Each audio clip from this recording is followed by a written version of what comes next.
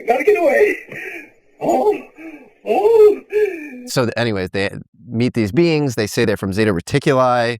They have these uniforms on, these little gray beings. They get taken up on the craft. Reluctantly, I believe Barney then admits that samples were taken, like gametes were taken, sperm cells from him.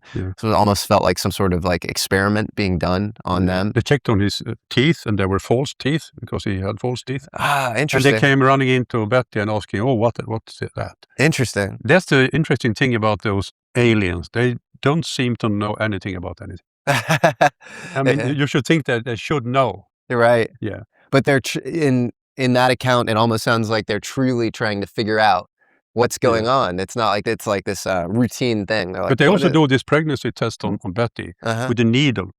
And that was old here at that point, really. I mean, it's not very high tech. Nobody does that anymore. So why do aliens from Zeta Reticuli use a method that is ancient? What do you think? I think this is not visitors in that way. And this was only told during hypnosis. Yes, later, hypnotic regression. They never really remembered it in the waking. So what do you think they had an encounter with? It's very hard to tell, but I think that all those stories are much more complicated. Much more complicated. She was a firm believer in aliens visiting Earth. Right. And she told Barney about her interest in that. And he didn't like that at all. But it's almost like that interest might have shaded their perception of what happened to them, when in fact what happened to them was much more complicated. I mean, if the being said we're from Zeta Reticuli, that does point. Well, they didn't say that because that was the star map. She drew a star map. That's right. Yeah. And that star map is, of course, you can do that with lots of stars. Right. So it's not. But they said we're from another star system. And she asked about this map on the wall, and they told her that this was commercial lines where they were traveling to make business. Yeah. Really.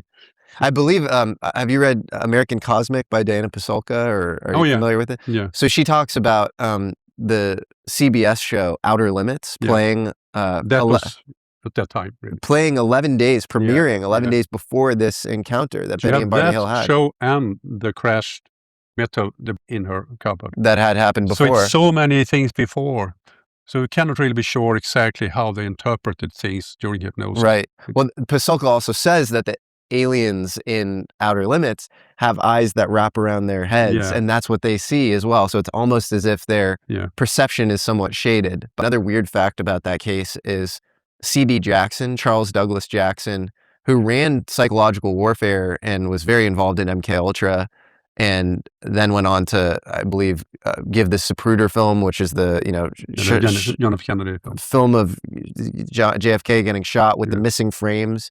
He gives that to Time magazine because he's very involved in sort of a perception management for the public at the time. He's head of the psychological strategy board with Gordon Gray and a few other guys at the time. He goes and visits Betty and Barney Hill a few weeks after their abduction. Okay. So interesting. It's like, so it was already like, you're talking about the elite of American warfare operations, a guy who's very high up in the government going to visit these two abductees. So strange in 1961.